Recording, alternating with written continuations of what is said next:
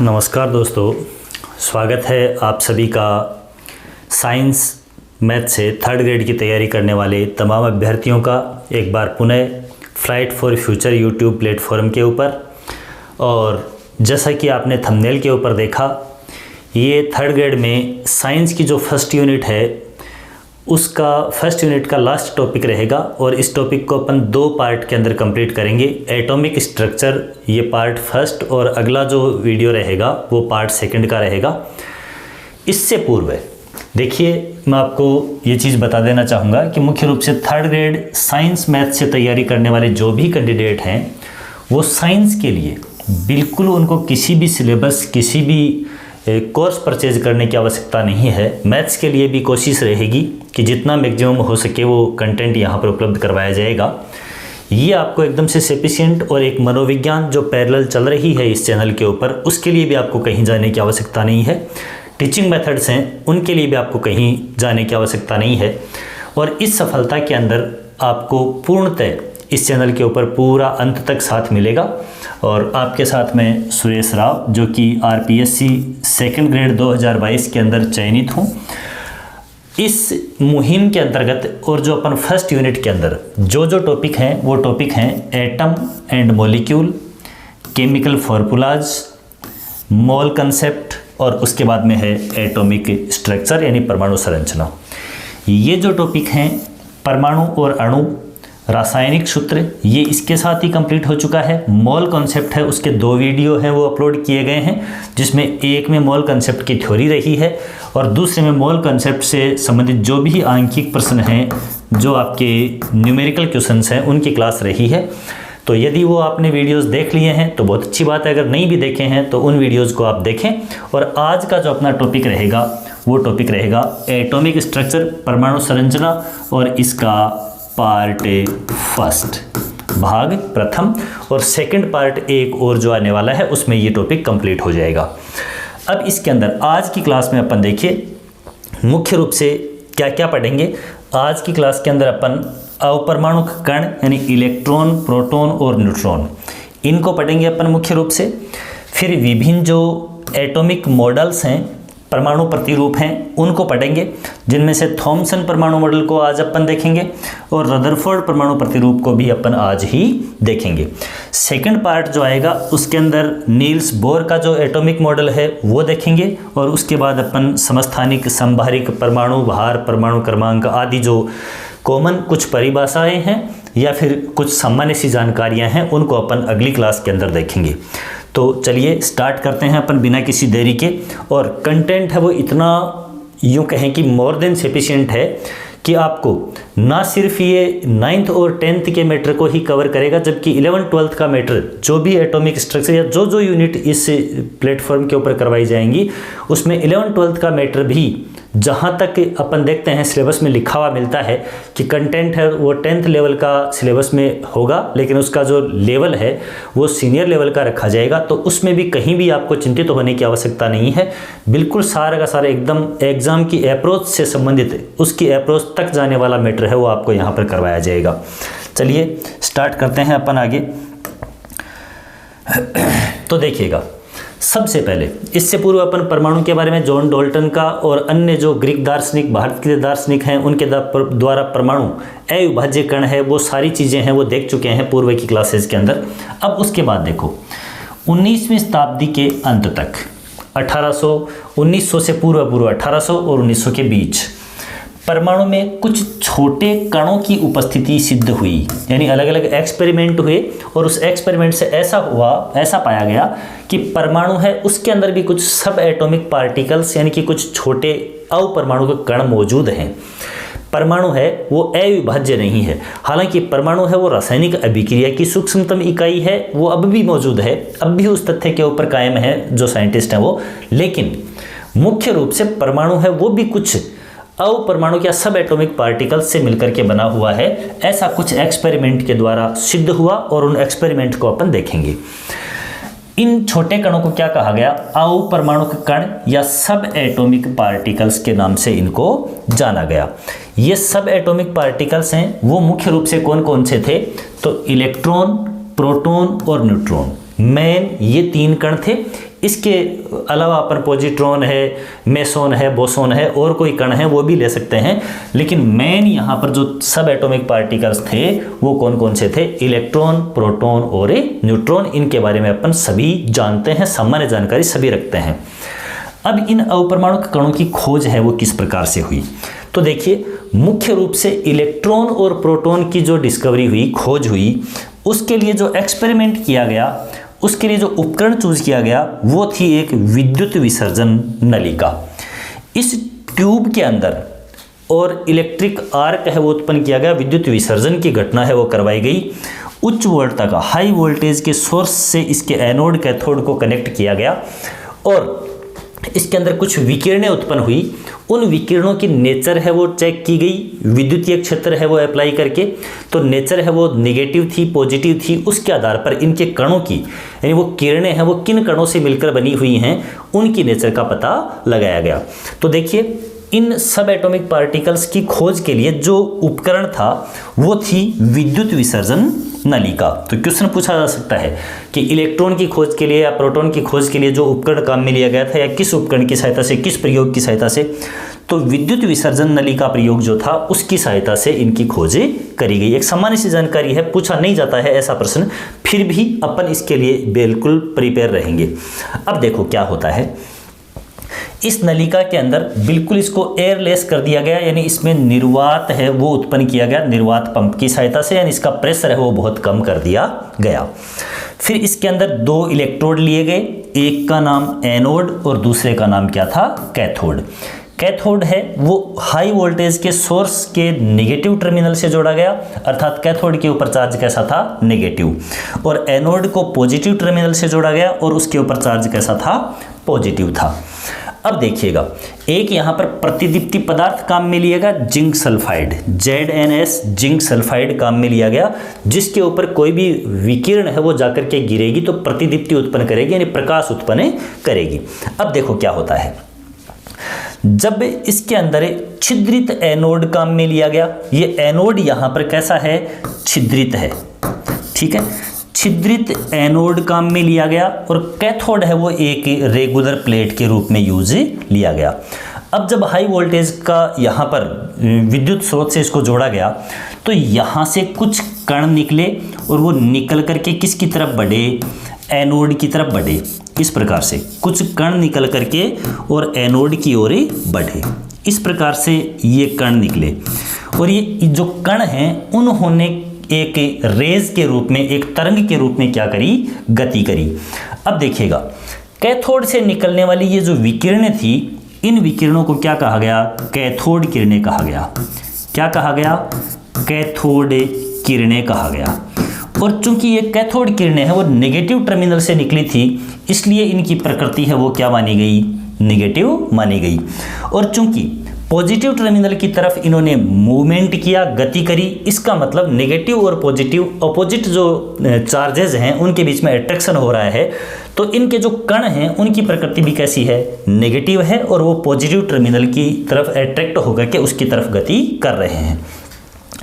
चूंकि यहाँ एनोड है वो छिद्रित था, तो इनमें से होकर के ये कण हैं वो कहाँ पहुँचे? इस प्रतिदीप्ति पदार्थ के ऊपर पहुँचे, जिंक सल्फाइड की इस प्लेट, ये जो लेयर लगाई गई थी उस पर जाकर के इन्होंने यहाँ पर क्या उत्पन्न करी? चमक उत्पन्न करी। तो इससे ये सिद्ध हुआ कि कुछ किरणें हैं जो कैथोड से निकलती हैं हाई वोल्टेज अप्लाई करने के ऊपर, और कैथोड से निकलकर एनोड की तरफ गति करती हैं। तो इन विकिरणों की प्रकृति है वो कैसी है? नेगेटिव है, ऋणात्मक है। और इन्हीं के अंदर जो नेगेटिव प्रकृति वाले कण की खोज हुई, वो कण कौन सा था? इलेक्ट्रॉन था। वो कण कौन सा था? इलेक्ट्रॉन था। इलेक्ट्रॉन के रूप में और इस कण की खोज हुई जो नेगेटिव प्रकृति वाला था, और ये खोज है वो किसके द्वारा की गई? थॉमसन के द्वारा की गई। ठीक है, थॉमसन के द्वारा ये खोज करी गई। अब अपन बात करते हैं प्रोटॉन की डिस्कवरी कैसे हुई। तो प्रोटॉन के अंदर देखो क्या किया गया कि ये जो एनोड था, सेम यही उपकरण था। एनोड है, देखो क्वेश्चन पूछा जा सकता है कि इलेक्ट्रॉन की खोज के समय एनोड छिद्रित और कैथोड है वो रेगुलर प्लेट के रूप में था। जब प्रोटॉन की खोज करी गई तो इसका रिवर्स इंस्ट्रूमेंट है वो तैयार किया गया। एनोड है वो बिल्कुल यहाँ पर वही टर्मिनल पॉजिटिव से जुड़ा हुआ सारी चीज़ें थी, ये एक रेगुलर प्लेट के रूप में यूज करी गई। और जो कैथोड था, कैथोड यहाँ पर किस तरह का यूज किया गया, कैथोड है वो छिद्रित यूज किया गया, छिद्रित कैथोड, इस प्रकार से ये छिद्रित कैथोड है वो यूज किया गया। अब देखो यहाँ पर ये जो रेगुलर प्लेट थी, इस प्लेट से कुछ विकिरणें, देखो मैं कलर चेंज करके और इसको दिखाता हूँ, ऐसी देखी गई प्रक्रिया।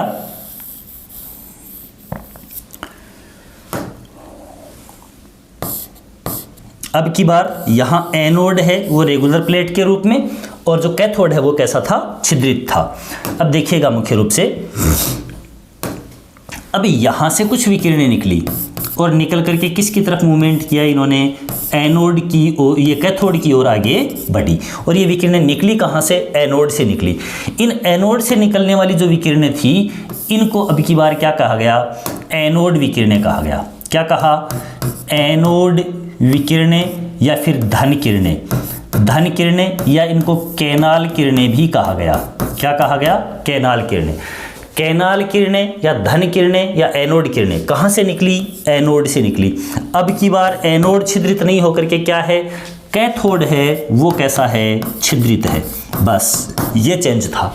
प्रोटॉन की खोज के लिए धनावेशित, अपन जानते हैं प्रोटॉन है वो कैसा होता है, धनावेशित होता है। तो धनावेशित जो छड़ थी यहाँ पर, इससे कुछ विकिरणें निकली, और ये विकिरणें हैं वो जिन कणों से मिलकर के बनी हुई पाई गई, उस कण को क्या नाम दिया गया, प्रोटॉन नाम दिया गया। क्या नाम दिया गया इसको, प्रोटॉन नाम दिया गया। और इस प्रोटॉन की खोज है वो किसके द्वारा की गई थी, गोल्डस्टीन के द्वारा की गई थी, गोल्डस्टीन के द्वारा की गई थी। कई जगह दिया मिलता है प्रोटॉन की खोज रदरफोर्ड के द्वारा की गई थी, बिल्कुल नहीं। रदरफोर्ड के द्वारा नाभिक जो है उसकी खोज करी गई थी, और नाभिक की प्रकृति कैसी थी, पॉजिटिव थी। उसके अंदर क्या होता है, जो आपका प्रोटॉन है वो पाया जाता है, न्यूट्रॉन भी पाया जाता है। तो गोल्डस्टीन के द्वारा और किसकी खोज करी गई थी, प्रोटॉन की खोज करी गई। तो ये मुख्य रूप से उपकरण प्रयोग विद्युत विसर्जन नलिका के भीतर निर्वात पंप की सहायता से दाब को, वायु दाब को बहुत कम किया गया। उच्च वोल्टता के सोर्स से एनोड कैथोड लगा करके विद्युत धारा प्रवाहित करवाई गई। तो जब एनोड है वो छिद्रित था और कैथोड रेगुलर प्लेट के रूप में था, तो कैथोड से विकिरणें निकली और एनोड की तरफ आई। वो विकिरणें कैसी थी, निगेटिव थी, और निगेटिव विकिरणों के अंदर जो कण थे वो कौन से थे, इलेक्ट्रॉन थे। अब इस रिवर्स की गई व्यवस्था को, एनोड है वो कंप्लीट रेगुलर लिया गया और कैथोड छिद्रित लिया गया। तो एनोड की तरफ से विकिरणें निकली और कैथोड की तरफ गई। यहाँ पर प्रतिदीप्ति पदार्थ वही जिंक सल्फाइड का लेप किया गया। यहाँ जाकर के क्या हुई, चमक उत्पन्न हुई। ये जो विकिरणें थी, इन विकिरणों को जिन सब एटॉमिक पार्टिकल से मिलकर बना हुआ बताया गया, उस पार्टिकल को क्या नाम दिया गया, प्रोटॉन नाम दिया गया। तो ये तो थी इलेक्ट्रॉन और प्रोटॉन की डिस्कवरी कैसे हुई। ये इससे आगे कहीं भी आपको थर्ड ग्रेड के एग्जाम में नहीं, सेकंड ग्रेड के एग्जाम के अंदर भी इलेक्ट्रॉन प्रोटॉन की खोज से संबंधित कोई भी प्रश्न है वो नहीं पूछा जा सकेगा। अब न्यूट्रॉन की खोज की बात करते हैं। तो न्यूट्रॉन है वो जेम्स चैडविक के द्वारा बेरिलियम के नाभिक के ऊपर, बेरिलियम के नाभिक के ऊपर और एल्फा कणों की बौछार करवा करके क्या खोज की गई थी, न्यूट्रॉन की खोज करी गई थी। इसको भी अपन आगे की स्लाइड में देखेंगे कंप्लीट। चलिए बात करते हैं आगे। ये अपनी इलेक्ट्रॉन, प्रोटॉन और न्यूट्रॉन के बारे में संपूर्ण जानकारी। इस चार्ट, इस इंडेक्स के अलावा कोई भी क्वेश्चन इलेक्ट्रॉन, प्रोटॉन, न्यूट्रॉन यानी सब एटॉमिक पार्टिकल के टॉपिक से नहीं बनेगा। अब देखिएगा स्टेटमेंट, तथ्य कौन कौन से हैं। आप इसका स्क्रीनशॉट बिल्कुल ले सकते हैं, पहले ले लें। जो ही मैं अलग होता हूं उस समय ले लिया करें, और उसके बाद में मैं इसको पूरा एक्सप्लेन करूंगा। अब देखो, खोजकर्ता जैसे मैंने बताया आपको कि जो इलेक्ट्रॉन है इसकी खोज जे थॉमसन के द्वारा करी गई, प्रोटॉन की खोज गोल्डस्टीन के द्वारा विद्युत विसर्जन प्रयोग से, और न्यूट्रॉन की खोज किसके द्वारा, जेम्स चैडविक के द्वारा। जो प्रयोग था, तो प्रयोग यहाँ पर कैथोड किरण विसर्जन प्रयोग, यानी कि विद्युत विसर्जन नलिका ली गई। उस नलिका के अंदर कैथोड को रेगुलर लिया गया और कैथोड से कुछ विकिरणें निकली। उन विकिरणों के अंदर और कौन से कण पाए गए, इलेक्ट्रॉन पाए गए। प्रोटॉन की खोज के अंदर एनोड से विकिरणें निकली, यानी एनोड किरणों का विसर्जन हुआ, और एनोड किरणों के अंदर क्या थे, पॉजिटिव पार्टिकल के रूप में प्रोटॉन थे। तो बिल्कुल बहुत ही शानदार तरीके से और इनको आपके समक्ष ये प्रस्तुत किया गया है। फिर न्यूट्रॉन की खोज कैसे हुई, तो बेरिलियम Be जो है उसके नाभिक के ऊपर, देखो एक होता है बेरियम, कंफ्यूज नहीं हो, एक होता है बेरियम, बेरियम का जो सिंबल होता है वो है Ba, तो ये नहीं, बेरिलियम Be, इसके ऊपर और अल्फा कणों की बौछार करवाई गई, और अल्फा कणों की बौछार करवाने के दौरान और न्यूट्रॉन्स के रूप में कुछ कण हैं वो उससे क्या हुए, विखंडन के दौरान और न्यूट्रॉन हैं वो खोजे गए। तो ये बेरिलियम पर अल्फा कणों की बौछार, ये प्रयोग था, इस प्रयोग के द्वारा न्यूट्रॉन की खोजें हुई। अब इनका प्रतीक चिन्ह कैसे दर्शाते हैं, तो अपन जानते हैं इलेक्ट्रॉन को E और आवेश सहित दर्शाएं तो E- के रूप में दर्शाएंगे, अदरवाइज E। प्रोटॉन के लिए P, न्यूट्रॉन के लिए स्मॉल n, ठीक है। इसके बाद बात करते हैं प्रकृति कैसी होती है, तो सभी जानते हैं अपन इलेक्ट्रॉन्स की प्रकृति नेगेटिव, कैथोड किरणों की जो नेचर है वो भी नेगेटिव, एनोड विकिरणें या धन किरणें, तो इनके ऊपर आवेश कैसा, धन आवेश, और न्यूट्रॉन की जो नेचर है वो कैसी होती है, न्यूट्रल यानी कि उदासीन। अब बात करते हैं इकाई आवेश। इकाई आवेश का मतलब यह है कि जब इलेक्ट्रॉन त्यागा या ग्रहण किया जाता है तो आवेश में क्या चेंज आता है, प्रोटॉन से क्या चेंज आता है। तो इलेक्ट्रॉन का इकाई आवेश जो है, यूनिट चार्ज है वो -1, चार्ज है वो माइनस यानी ऋणात्मक तो होता ही होता है, लेकिन इकाई में 1 इकाई आवेश होता है। प्रोटॉन पर भी 1 इकाई आवेश, लेकिन वो आवेश कैसा, धनावेश यानी कि +1, और न्यूट्रॉन है वो 0 यानी कि उदासीन। चलिए बात करते हैं आगे। आवेश कूलाम में, या इसको परम आवेश भी कहा जाता है, परम आवेश यानी कि एग्जैक्ट आवेश कितना था, ठीक है, वास्तविक आवेश कितना था। तो अपन कहेंगे -1.6 × 10⁻⁻19 कूलाम। पावर माइनस में होने का मतलब आवेश ऋणात्मक नहीं होता, पावर तो यहाँ भी माइनस में ही है, इसका मतलब आवेश ऋणात्मक नहीं है। पावर माइनस में होने का मतलब तो ये है कि जो संख्या है या जो राशि है वो बहुत छोटी है। पावर माइनस में होने का मतलब संख्या का छोटा होना है, जबकि आवेश का ऋणात्मक होना नहीं है। तो आवेश अगर अपन बताते हैं तो इलेक्ट्रॉन का आवेश है वो 1.6 × 10⁻⁻19 ऋणावेश, 19 कूलाम ऋणावेश ये शब्द बोलें, या फिर अपन बताएं -1.6 × 10⁻⁻19 कूलाम, ये इलेक्ट्रॉन का।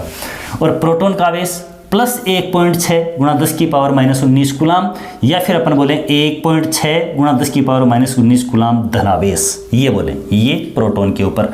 और न्यूट्रॉन का आवेश है वो तो वही 0। अब बात करते हैं द्रव्यमान की या सापेक्ष द्रव्यमान। सापेक्ष का मतलब इलेक्ट्रॉन के सापेक्ष प्रोटॉन का, प्रोटॉन के सापेक्ष न्यूट्रॉन का, इस तरह से देखा जाए तुलनात्मक आवेश। तो देखिए जो इलेक्ट्रॉन है उसका द्रव्यमान है वो नगण्य माना जाता है, यानी कि 0 माना जाता है, बिकॉज ऑफ ये होता है 0.00054। और यहाँ है जब अपन प्रोटॉन के द्रव्यमान की बात करते हैं तो 1.0072। तो यहाँ इसको क्या मान लिया जाता है, 1 इकाई। द्रव्यमान है वो प्रोटॉन का भी 1 मानते हैं और न्यूट्रॉन का भी क्या मानते हैं, 1। यानी कि जब कैलकुलेशन करनी होती है अपने को, जैसे द्रव्यमान संख्या निकालते हैं तो प्रोटॉन और न्यूट्रॉनों की संख्या के योग को ही क्या बोलते हैं, द्रव्यमान संख्या A बोलते हैं। A = P + N यानी प्रोटॉन और न्यूट्रॉन की संख्या, या Z + N, Z परमाणु क्रमांक प्रोटॉन की संख्या ही होती है, +N। इस तरह से अपन फॉर्मूले के द्वारा एटॉमिक मास यानी कि A निकालते हैं। तो प्रोटॉन का इकाई द्रव्यमान 1 और न्यूट्रॉन है उसका भी इकाई द्रव्यमान 1, ठीक है। जबकि एटॉमिक मास यूनिट के अंदर यहाँ ये 1.000054, तो ये बहुत कम है 1 की तुलना में। यहाँ 1.0072 और यहाँ 86, थोड़ा सा द्रव्यमान है वो पॉइंट्स में किसका, न्यूट्रॉन का ज़्यादा प्रोटॉन से। बाकी तुलनात्मक रूप से इकाई आवेश में दोनों पर 1-1। अब देखते हैं अपन वास्तविक द्रव्यमान कितना होता है, ठीक है, किलोग्राम के अंदर या ग्राम में। तो देखिएगा ये भी डाटाज हैं और ये अपने को याद रखने हैं। द्रव्यमान किलोग्राम के अंदर इलेक्ट्रॉन का होता है 9.1 × 10⁻⁻31 किलोग्राम, 9.1 × 10⁻⁻31 किलोग्राम। अब देखो 1 किलोग्राम के अंदर कितने होते हैं, 1 किलोग्राम में 1000 ग्राम, 1000 ग्राम। इसका मतलब ग्रामों में लिखें तो 1000 गुना हो जाएगा, और 1000 गुना होने का मतलब यहाँ है 10 की घात 3, 1000 का मतलब 10 की घात 3 प्लस की, तो जब माइनस की घात 31 है और प्लस की घात 3 को इससे गुणा करेंगे तो आधार समान होने पर घातें जुड़ेंगी, तो यहाँ माइनस के 31 और प्लस के 3, तो ये यहाँ पर माइनस वाली घात क्या हो जाएंगी, कम हो जाएंगी, यानी प्लस वाली घात बढ़ेंगी थोड़ी दो, तो माइनस का 28। इतना तो समझते ही समझते हैं। तो ग्राम के अंदर देखा जाए तो घातांक 3 बढ़ जाएगी। यहाँ भी देखो माइनस 31 और माइनस 28, इसके अंदर वैल्यू है वो इसकी ज़्यादा है, ठीक है। तो यहाँ पर माइनस 28 ग्राम या फिर माइनस 31 किलोग्राम ये द्रव्यमान हो जाएगा। डाटा ध्यान में रखेंगे 9.1 9.1, यहाँ पर 1.672 इंटू 10⁻⁻27 किलोग्राम, यहाँ पर 24 -24 ग्राम। किलोग्राम को ग्राम में चेंज करेंगे, वो एक घातांक का 3 का गैप लेकर के आना है। अब देखो यहाँ पर, यहाँ घातांक माइनस की 31 और यहाँ घातांक माइनस की 27, इसका मतलब ये वैल्यू ज़्यादा है। आप ये नहीं देखें यहाँ 9.1 है, यहाँ तो 9.1 है, तो एक घात का अंतर आते ही ये 10 है, वो तो बराबर हो गया, रिकवर हो गया, जबकि यहाँ पर 31 और 27 में 4 का अंतर पड़ा है, ठीक है। तो इसलिए ये इकाई में क्या है, 1 है, जबकि ये यहाँ पर क्या है 0.00054 है यूनिट के अंदर, ठीक है। तो प्रोटॉन और न्यूट्रॉन का द्रव्यमान है वो क्या होता है, इससे ज़्यादा होता है, हजारों गुना ज़्यादा होता है। फिर न्यूट्रॉन का द्रव्यमान प्रोटॉन के लगभग समकक्ष 1.674, यहाँ था 2, यहाँ 4, बाकी घातांक वही 10 की घात -27 किलोग्राम, ग्राम में देखें तो 10 की पावर -24 ग्राम। तो ये डाटाज जो हैं वो बहुत ही अच्छी तरह से आप लोग ध्यान रखें, रफ कॉपी लें, स्टूडेंट बने और रफ कॉपी के अंदर एक बार 2 बार लिखें, रिपीट करें, आराम से याद हो जाएंगे। इलेक्ट्रॉन का 9.1 10⁻⁻31 किलोग्राम, ग्राम में लाएंगे तो -28। फिर प्रोटॉन का देखें तो 1.672 इंटू 10⁻⁻27 किलोग्राम, ग्राम में देखें तो -24। और फिर यहाँ न्यूट्रॉन में आते हैं तो वही 1.672 की जगह 4 कर देंगे, इतने ये न्यूट्रॉन का बन जाएगा, ये है। अब देखो एक चीज़ है वो पूछी जाती है एग्जाम के अंदर कई बार, 11th के लेवल पर देखते हैं तो वहाँ पर आती है E/m। E/m मतलब इलेक्ट्रॉन का आवेश 1.6 इंटू 10⁻⁻19 कूलाम, और इसके अंदर भाग दे दिया जाए द्रव्यमान का, अर्थात 9.1 इंटू 10⁻⁻31 किलोग्राम का, ठीक है। तो घातांक यहाँ वाली ऊपर जाएगी, इसको अपन 1.6 को 16 कर दें, ठीक है, गुणा 10⁻⁻ क्या कर दें, माइनस की जो 19 थी उसको 20 कर देंगे, क्योंकि इसको बड़ा कर दिया तो घात को और छोटा कर देंगे, नीचे करेंगे तो 9.1 इंटू 10⁻⁻31। अब 20 से और 31 यहाँ कैंसिल हो गई, नीचे रही 10 की घात -11, ऊपर जाएंगी तो ये हो जाएंगी प्लस की 11, तो 10 की घात प्लस की 11, और जब 16 में भाग लगेंगे 9.1 का तो ये क्या आएगा 1.75 आएगा, 1.75। तो E/m यानी कि इलेक्ट्रॉन के आवेश तथा इलेक्ट्रॉन के द्रव्यमान, ये यहाँ पर me है, mass of electron, is equal to, यहाँ देखो 1.6 इंटू 10⁻⁻19 भाग दिया 9.1 इंटू 10⁻⁻31 भाग देंगे तो 1.75। डाटा जो याद रखना है वो रखना है कि इलेक्ट्रॉन के लिए E/m कितना होता है, यानी कि आवेश द्रव्यमान अनुपात कितना होता है, तो ये होता है 1.75, कई जगह 76 भी लिखा हुआ मिलता है, कोई फर्क नहीं पड़ेगा, इंटू 10⁻11। घात नीचे जो माइनस की थी ज़्यादा, वो ऊपर आकर क्या हो जाएंगी, प्लस की हो जाएंगी। कूलाम इंटू किलोग्राम इनवर्स, ऊपर आवेश था तो ये कूलाम, नीचे किलोग्राम के अंदर था, किलोग्राम ऊपर आया तो इनवर्स हो गया, ठीक है। तो ये E/m ये वैल्यू भी आपको ध्यान में रखनी है इलेक्ट्रॉन के लिए। अब देखिएगा, इलेक्ट्रॉन का द्रव्यमान प्रोटॉन का 1837, कई जगह 1836 भी लिखा हुआ मिलता है, कई जगह 2000 गुना भी लिखा हुआ मिलता है, ये 2000 गुना और ये 1/2000 गुना, ठीक है। NCERT के अंदर ये 2000 दिया हुआ है डाटा, जबकि एग्जैक्ट ये 1836 1837 दिया हुआ मिलता है, तो कहीं भी कोई दिक्कत नहीं है। ऑप्शन के अंदर इनमें से कोई एक ही डाटा दिया हुआ मिलेगा, 1836 मिल जाए तो ठीक है, 37 मिल जाए तो ठीक है, 2000 मिल जाए तो भी ठीक है, कोई दिक्कत नहीं है, एक ही मिलेगा। तो इलेक्ट्रॉन का द्रव्यमान प्रोटॉन का 1/2000 गुना, यानी 2000वां हिस्सा, यूं कह सकते हैं, या 1836-37वां हिस्सा ये होता है। तो फिर ये इतना 1 इतना है तो ये इतना गुना हो गया। प्रोटॉन का द्रव्यमान है वो इलेक्ट्रॉन से 1837 गुना, यानी लगभग 2000 गुना ज़्यादा होता है। और यहाँ पर देखें तो न्यूट्रॉन भी लगभग क्या होगा, 2000 गुना ज़्यादा ही होगा। तो ये यहाँ पर इलेक्ट्रॉन, प्रोटॉन और न्यूट्रॉन से संबंधित कुछ आंकड़े थे, और इन आंकड़ों से आगे इलेक्ट्रॉन, प्रोटॉन, न्यूट्रॉन की कोई भी सूचना नहीं जाने वाली है। तो द्रव्यमान किलोग्राम के अंदर और ग्राम के अंदर ध्यान रखें, और सापेक्ष द्रव्यमान ये यहाँ पर 0.00054, ये 1.0072, ये 86 पॉइंट में। और वैसे देखा जाए तो इकाई के अंदर ये शून्य मान लिया जाएगा इनके सापेक्ष, और ये 1 और ये भी 1। आवेश, इकाई आवेश, प्रकृति, ये सब कुछ है वो कंप्लीट हो चुका है। इलेक्ट्रॉन, प्रोटॉन और न्यूट्रॉन से संबंधित इसके अलावा और कोई भी क्वेश्चन नहीं बनेगा। अब बात करते हैं अपन आगे। तो विभिन्न परमाणु प्रतिरूप यानी कि परमाणु मॉडल। सबसे पहले परमाणु को देखो, परमाणु है क्या ये समझाने के लिए तो जो जॉन डाल्टन का सिद्धांत था वो था कि परमाणु है वो एक सूक्ष्मतम इकाई है, परमाणु स्वतंत्र रूप से अभिक्रिया के अंदर भाग ले सकता है, परमाणु है वो एक ही तत्व के परमाणु मिलकर के समान गुणों वाले और समपरमाणुीय अणु का निर्माण करते हैं। अलग अलग परमाणुओं के तत्वों के परमाणु हैं वो गुणों में भिन्न भिन्न होते हैं, ये सभी चीज़ें। और जो मुख्य रूप से जब परमाणु अभिक्रिया करते हैं या यौगिक अभिक्रिया करते हैं तो उनके अंदर उत्पाद बनते हैं, तो उनका द्रव्यमान, संख्या का अनुपात सब नियत रहते हैं। ये सब वहाँ बातें हो चुकी थी। अब परमाणु की स्ट्रक्चर कैसी है, संरचना कैसी है, वो है कैसा, इस चीज़ को दर्शाने के लिए, व्याख्या करने के लिए और विभिन्न परमाणु मॉडल, एटॉमिक मॉडल्स दिए गए, परमाणु प्रतिरूप दिए गए। और उनमें सबसे पहला था थॉमसन का परमाणु मॉडल। तो थॉमसन ने क्या कहा कि थॉमसन एक, ये जो आपका परमाणु है वो एक इस प्रकार से पूरा का पूरा धनावेशित गोला है, धनावेशित गोला है, पूरा का पूरा पॉजिटिव चार्ज वाला, और इसके बीच बीच के अंदर पूरा धनावेशित, ये पूरा का पूरा क्या है, धनावेशित, और बीच बीच में क्या पाए जाते हैं, ऐसे इलेक्ट्रॉन है वो पाए जाते हैं। ठीक है।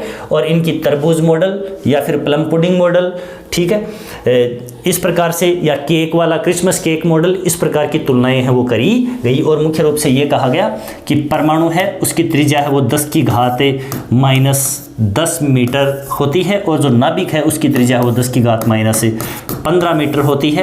सेंटीमीटर में देखा जाए तो ये 10⁻⁻8 सेंटीमीटर हो जाएगी, और ये 10⁻⁻13 सेंटीमीटर हो जाएगी, क्योंकि 1 मीटर में 100 सेंटीमीटर होते हैं। 100 को 10⁻2 को मल्टीप्लाई करेंगे तो ये 15 से 13 हो जाएगी, और ये 10 से क्या हो जाएगी, 8 हो जाएगी। ये है। तो क्या कहा देखो थॉमसन ने 1898 के अंदर, देखिए अपन ने कहा था कि 19वीं शताब्दी के अंत तक वो जो अविभाज्यता वाली अवधारणा थी वो समाप्त हो गई। तो यहाँ 1898 के अंदर थॉमसन के द्वारा और जो परमाणु प्रतिरूप प्रस्तावित किया गया उसमें क्या कहा गया, देखिएगा क्या कहा जाता है कि परमाणु 10⁻⁻10 मीटर, 10⁻⁻10 मीटर त्रिज्या का धनावेशित गोला है, और उसमें ऋणावेशित इलेक्ट्रॉन है वो बीच बीच में धसे हुए होते हैं। तो ये बात बता दी गई। बहुत ज़्यादा टाइम कंज्यूम करने की कहीं कोई आवश्यकता नहीं है, एकदम आराम से इसको एक ठंडे दिमाग से सोचेंगे तो सारी चीज़ें हैं वो दिमाग में फिट हो जाएंगी। ऋणावेश तथा धनावेश परिमाण में समान होते हैं। जो पूरा धनावेशित गोला है उसका मान धनावेश का, और जो बीच बीच में इलेक्ट्रॉन धसे हुए हैं उनका ऋणावेश, वो परिमाण में यानी उनकी वैल्यू है वो क्या होती है, बराबर होती है, मान बराबर होता है। अतः परमाणु क्या होता है, विद्युत उदासीन होता है, यानी उसके ऊपर न तो परिणामी तौर पर ना तो नेगेटिव चार्ज पाया जाएगा ना पॉजिटिव पाया जाएगा। जब नेगेटिव और पॉजिटिव चार्ज बराबर हैं तो वो एक दूसरे को क्या कर देंगे, उदासीन कर देंगे। अब देखिएगा आगे क्या बात आती है। ये चीज़ यही यहाँ पर समझाई गई है कि पूरा धनावेशित गोला और बीच बीच में इलेक्ट्रॉन्स हैं वो नेगेटिव पार्टिकल्स के रूप में होते हैं। ये कई जगह इसको माइनस सिंबल के रूप में दर्शाते हैं, कई जगह ये जो गोले हैं उनमें E- ऐसे लिखा हुआ मिलता है, उससे कोई फर्क नहीं पड़ेगा। ये था परमाणु का थॉमसन प्रतिरूप यानी कि थॉमसन मॉडल या थॉमसन मॉडल इसको बोलते हैं।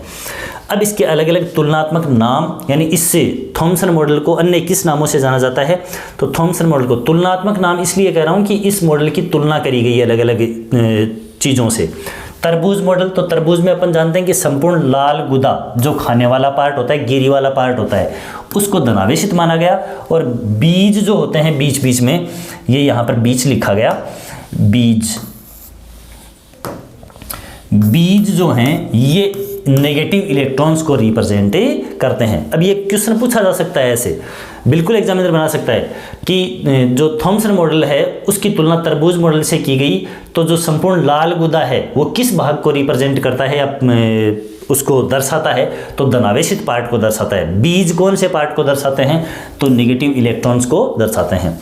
फिर प्लम पुडिंग नामक मॉडल, प्लम पुडिंग मॉडल, तो पुडिंग नाम की एक अंग्रेजी मिठाई, इस मिठाई को पूरे को धनावेशित गोला कहा गया और उसके बीच बीच के अंदर जिस प्रकार से अपन क्रिसमस केक में चेरी वगैरह चिपकी हुई होती हैं उस तरह से बीच बीच में ड्राई फ्रूट्स यानी सूखे मेवे चिपके हुए होते हैं, बीच बीच में उनको नेगेटिव इलेक्ट्रॉन्स की संज्ञा दी गई। तो कौन सी चीज़ को क्या बताया गया ये ध्यान में रखें। क्रिसमस केक के अंदर पूरा केक वाला पार्ट जो है वो पॉजिटिव यानी कि धनावेशित गोला माना जाएगा पूरे केक को, और उस केक के ऊपर जो जो अलग अलग उसकी सजावट के लिए या उसकी पौष्टिकता के लिए जो भी चिपके हुए ड्राई फ्रूट्स हैं वो किसके द्वारा रिप्रेजेंट, वो किसको रिप्रेजेंट करेंगे, तो नेगेटिव इलेक्ट्रॉन्स को रिप्रेजेंट करेंगे। तो ये बहुत ही आसान सा ये मॉडल था, आराम से ये याद हो जाएगा सबको। अब बात करते हैं इसकी कमियां क्या रही। तो इस सिद्धांत में परमाणु की विद्युत उदासीनता कि आवेश बराबर है ऋणावेश और धनावेश, ये बात तो समझा दी गई, इसकी अवधारणा ये कॉन्सेप्ट तो स्पष्ट हुआ, लेकिन रदरफोर्ड के स्वर्ण पत्र प्रयोग की व्याख्या इसके द्वारा नहीं हो सकी। रदरफोर्ड मॉडल अपन देखेंगे आगे। रदरफोर्ड मॉडल के अंदर क्या बात बताई गई मुख्य रूप से कि जो अल्फा कण हैं वो स्वर्ण पन्नी से जाकर के टकराते हैं तो उसके किनारों के ऊपर से निकलते हैं, तब उनमें विक्षेप नहीं होता, जबकि केंद्रीय पार्ट से निकलते हैं तब उनमें विक्षेप आता है, उनमें विचलन होता है। तो ऐसा क्यों है? यदि परमाणु पूरा धनावेशित गोला ही है तब तो वो जो धनावेशित अल्फा कण है वो हर जगह से विचलित होने चाहिए थे समान रूप से।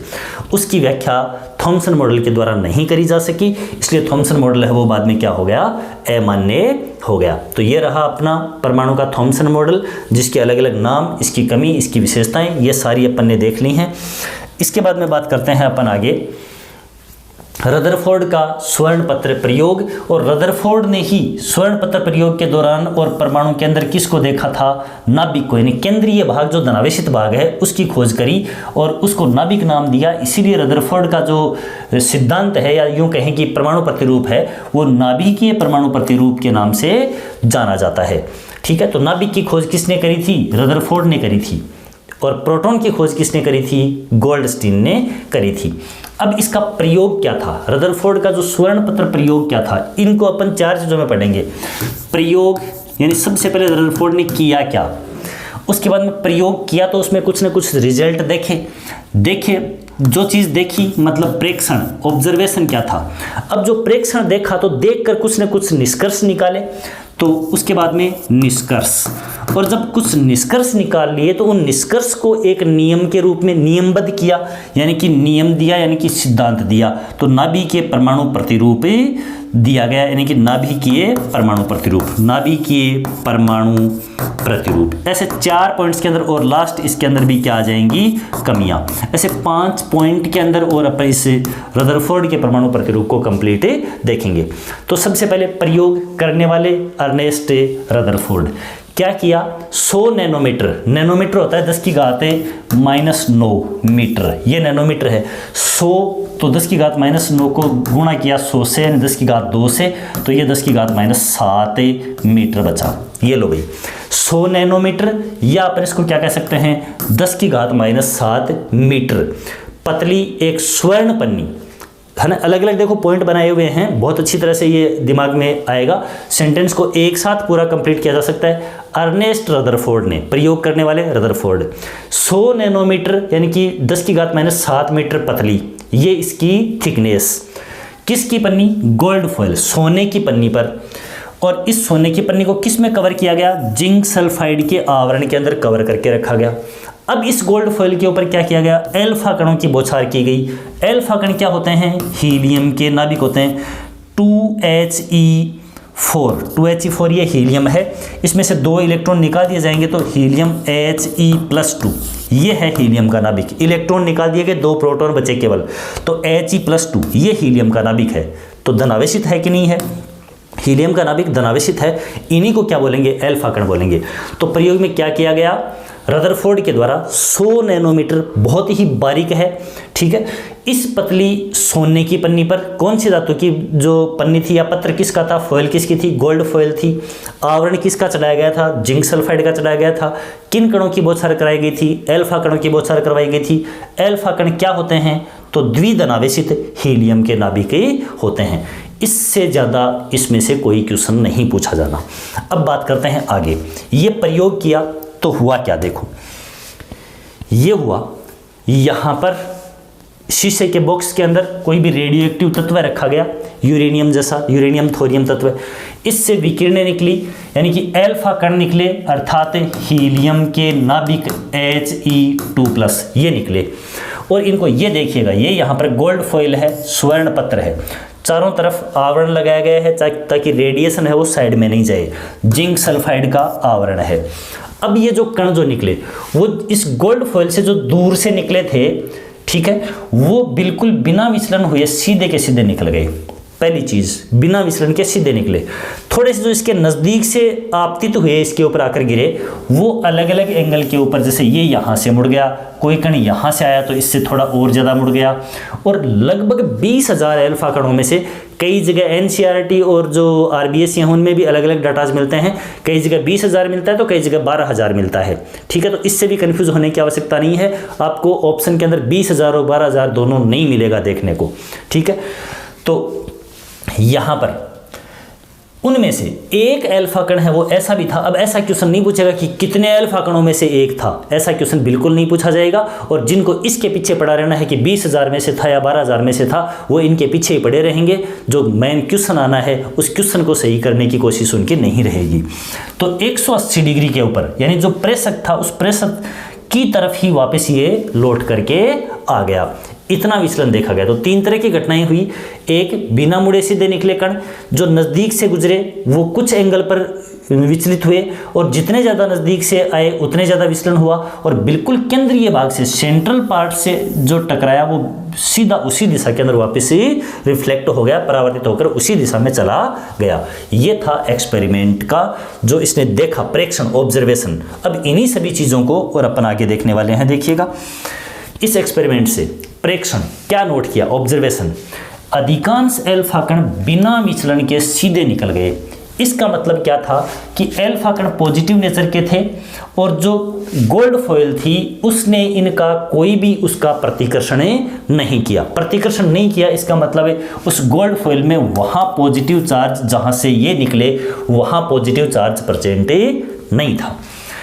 कुछ कण अलग अलग कोणों के ऊपर विचलित हुए। जो जितने नज़दीक आए, जो गोल्ड फॉइल थी उसके सेंट्रल पार्ट के जितने नज़दीक आए उतना उनमें विचलन पाया गया। इसका मतलब जो पॉजिटिव चार्ज है वो कहाँ है, सेंटर में है।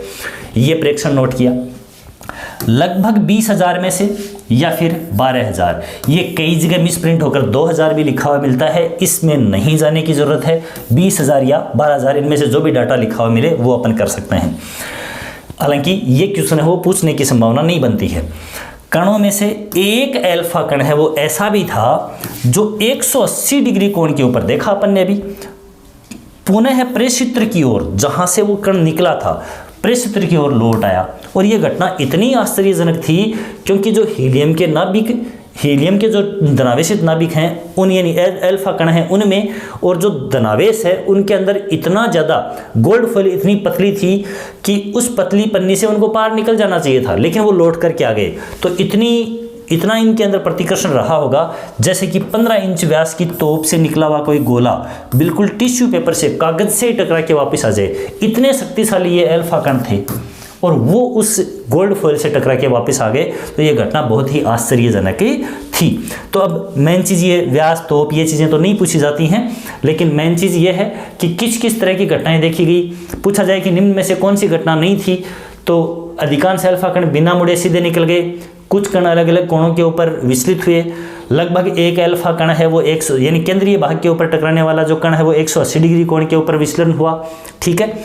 फिर एक चौथा ऑप्शन दे दिया कि केंद्र से निकलने वाला कण है वो बिना मुड़े सीधा निकल गया, ऐसे ऑप्शन दिया, तो वो ऑप्शन क्या हो जाएगा, गलत हो जाएगा। ये प्रेक्षण यहाँ पर देखे गए। इस तरह से क्वेश्चन पूछा जा सकता है। तो ये 3 प्रेक्षण।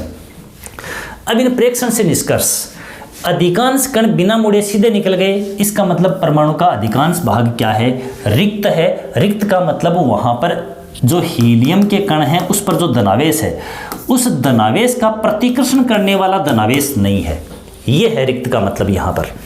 फिर केंद्रीय भाग की ओर धनावेश का मान अधिक होने के कारण जब अल्फा कण सेंटर की तरफ से गुजरे, उसके पास से केंद्रीय भाग के नजदीक से गुजरे, तो उनमें विचलन हुआ। इसका मतलब केंद्रीय भाग में क्या होगा, धनावेश है वो ज्यादा होगा, तो केंद्रीय भाग की ओर धनावेश का मान अधिक होने के कारण अल्फा कणों का विचलन कोण अधिक है, यानी विचलन कोण बढ़ता गया है। फिर धनावेश द्वारा घेरा गया स्थान, धनावेश का पार्ट परमाणु के आकार से काफी कम है, और ऐसा था। परमाणु का आकार यानी कि त्रिज्या 10⁻⁻15 मीटर, और सॉरी नाभिक का, ये तो नाभिक का, और परमाणु का 10⁻10 मीटर, तो परमाणु का 10⁻10 मीटर और नाभिक का 10⁻15 मीटर, तो 10⁵5 गुना छोटा हो गया कि नहीं हो गया, ये 10⁵5 गुना छोटा हो गया कौन, नाभिक। तो नाभिक का आकार यानी केंद्रीय भाग का धनावेश द्वारा घेरा गया स्थान है वो परमाणु के आकार से क्या है, काफी कम है। परमाणु का आकार 10⁻10 मीटर है, तो नाभिक का आकार नाभिक की त्रिज्या है वो 10⁻15 मीटर है, अर्थात 10⁵5 मीटर छोटी है कौन, त्रिज्या। ठीक है, -15 और -10, तो ये क्या हो गई, ये +5 छोटी हो गई कि नहीं होगी, इतनी गुना छोटी हो गई। अब देखिएगा आगे बात करते हैं नाभिकीय परमाणु प्रतिरूप, यानी कि जो निष्कर्ष निकले, ये जो निष्कर्ष थे, इन निष्कर्ष के अंदर क्या निकलता है कि धनावेश के द्वारा घेरा गया भाग काफी छोटा है, मतलब वो सेंटर में है, केंद्र में है। तो यही बात यहां पर कही गई है। देखिएगा पहली बात, नाभिकीय परमाणु प्रतिरूप, यानी कि जो सिद्धांत प्रस्तुत किया गया, पूरा प्रतिरूप नाभिक की, इसकी परमाणु की स्ट्रक्चर बताई गई, वो कैसे बताई गई, परमाणु का संपूर्ण धनावेश एवं पूरा द्रव्यमान, द्रव्यमान का मतलब यहाँ पर प्रोटॉन और न्यूट्रॉन, ये पूरे के पूरे कहाँ हैं, नाभिक में हैं, और नाभिक में उपस्थित इन दोनों कणों को बाद में न्यूक्लियॉन कहा गया, वो आगे बात करेंगे अपन। तो संपूर्ण धनावेश तथा द्रव्यमान उसके केंद्रीय भाग में स्थित होता है, और इस केंद्रीय भाग को क्या कहते हैं, नाभिक कहते हैं। तो इस प्रकार से नाभिक की खोज किसके द्वारा करी गई, रदरफोर्ड के द्वारा स्वर्ण पत्र प्रयोग में करी गई। नाभिक की त्रिज्या 10⁻15 मीटर या सेंटीमीटर में 10⁻13 सेंटीमीटर, परमाणु की त्रिज्या 10⁻10 मीटर या फिर सेंटीमीटर में 10⁻8 सेंटीमीटर, यूं हो जाएगी। तो यहाँ पर नाभिक है वो 10⁵5 गुना छोटा, ठीक है, और जो परमाणु है वो बड़ा। इलेक्ट्रॉन नाभिक के चारों ओर वर्ताकार पथों में चक्कर लगाते हैं। अब उन पथ हैं वो निश्चित होते हैं, और पथ कौन कौन से होते हैं ये बात रदरफोर्ड नहीं बता पाए थे, ये इसकी कमी रही थी, जिसको आगे बोर ने जाकर कंप्लीट किया था। तो वर्ताकार पथों में चक्कर लगाते हैं, ये बातें रदरफोर्ड के द्वारा बता दी गई थी। धनावेशित नाभिक तथा ऋणावेशित इलेक्ट्रॉन, इनके मध्य स्थिर विद्युत आकर्षण बल है वो काम करता है, इलेक्ट्रोस्टैटिक फोर्स है वो काम करता है, आकर्षण है वो काम करता है। तो ये बात भी रदरफोर्ड के द्वारा बता दी गई थी कि नाभिक के चारों ओर इलेक्ट्रॉन चक्कर लगाते हैं तो एक विशेष आकर्षण के तहत लगाते हैं। नाभिक का धनावेश तथा बाहरी इलेक्ट्रॉनों का आवेश बराबर होता है, इसलिए परमाणु विद्युतीय रूप से क्या होता है, उदासीन होता है। ये वही थॉमसन वाली बात है, वो यहाँ पर भी प्रूव होती है। तो ये मुख्य रूप से परमाणु, नाभिक के परमाणु प्रतिरूप जो कि रदरफोर्ड का था, उसके मेन रिजल्ट थे। रिजल्ट ये कि संपूर्ण धनावेश और पूरा द्रव्यमान केंद्र में, और उस केंद्रीय भाग को नाभिक, इलेक्ट्रॉन चारों ओर चक्कर लगाएंगे, इलेक्ट्रॉन और प्रोटॉन के बीच में, नाभिक और इलेक्ट्रॉन के बीच में स्थिर विद्युत आकर्षण बल पाया जाएगा, और आवेश का मान बराबर होगा, तो वो विद्युत उदासीन रहेगा परमाणु। अब बात करते हैं आगे अपन, जो रदरफोर्ड का और स्वर्ण पत्र प्रयोग है उसके द्वारा जो नाभिक के प्रतिरूप दिया गया उसकी कमियां। रदरफोर्ड ने यह कहा कि ये केंद्र में नाभिक और चारों तरफ क्या करेगा, इलेक्ट्रॉन चक्कर लगाएगा। अब जो जेम्स क्लार्क मैक्सवेल हैं वो क्या कहते हैं, वो कहते हैं कि उनके अनुसार वृत्ताकार पथ के अंदर त्वरित गति, वेग में कमी ज़्यादा वृद्धि हो सकती है, त्वरित गति करता हुआ कोई भी आवेशित कण है वो लगातार विकिरणों का उत्सर्जन करता है। कोई भी आवेशित कण वृत्ताकार पथ में त्वरित गति करेगा तो लगातार वो विकिरण, रेडिएशंस का क्या करेगा, उनका उत्सर्जन करेगा। और यदि ऐसा करता है तो उस कण की ऊर्जा में क्या होनी चाहिए, कमी होनी चाहिए। और ऊर्जा में कमी होती है तो अंत में इलेक्ट्रॉन नाभिक के अंदर गिर जाना चाहिए। जिस तरह से अपन रस्सी के पत्थर बांध करके उसको घुमाते हैं, घुमाने की स्पीड जब कम होती है, एनर्जी कम लगाते हैं, तो वो अपने चारों तरफ आकर के लिपटती है रस्सी और अंततः वो पत्थर अपनी से ही आकर के टकराता है। तो इसी प्रकार से इलेक्ट्रॉन भी नाभिक के अंदर गिर जाना चाहिए था, और यदि इलेक्ट्रॉन नाभिक में गिर जाएगा तो इलेक्ट्रॉन प्रोटॉन एक दूसरे को क्या कर देंगे, उदासीन कर देंगे, और ऐसे में परमाणु का कोई स्थायित्व ही नहीं होगा।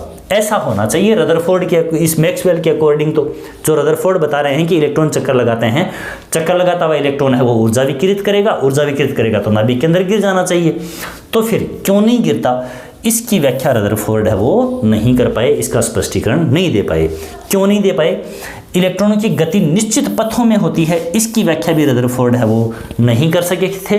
बाद में जो नील्स बोर है वो आए और उन्होंने कहा कि ऊर्जा को जब तक वो एक ऊर्जा स्तर से दूसरे ऊर्जा स्तर में ट्रांसफर नहीं करते हैं इलेक्ट्रॉन, तब तक वो ऊर्जा का उत्सर्जन या ऊर्जा ग्रहण करने की प्रक्रिया नहीं अपनाते हैं। ये बात बोर ने बताई बाद में। तो इलेक्ट्रॉनों की निश्चित पथों में होने वाली गति है, उसकी व्याख्या भी रदरफोर्ड के द्वारा नहीं हो पाई। रदरफोर्ड के अनुसार परमाणु ऊर्जा का स्पेक्ट्रम सतत होना चाहिए। सतत कैसे? कि जब लगातार इलेक्ट्रॉन गति करेगा तो लगातार ऊर्जा है वो क्या होगी, उत्सर्जित करेगा, और लगातार ऊर्जा भी उत्सर्जित करेगा तो फिर एनर्जी का जो बैंड है वो लगातार सतत आना चाहिए। ठीक है, तो रदरफोर्ड के अनुसार एनर्जी स्पेक्ट्रम है वो क्या होना चाहिए, कंटिन्यूस होना चाहिए, सतत होना चाहिए।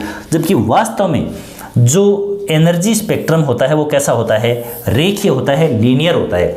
यानी कि ऊर्जा के कुछ पैकेट्स होते हैं और उन पैकेट्स के रूप में ऊर्जा का उत्सर्जन होता है, एनर्जी बंडल्स होते हैं, और रेखीय रूप से ऊर्जा का उत्सर्जन होता है। अब ये क्यों होता है, ये बात भी रदरफोर्ड नहीं समझा पाए।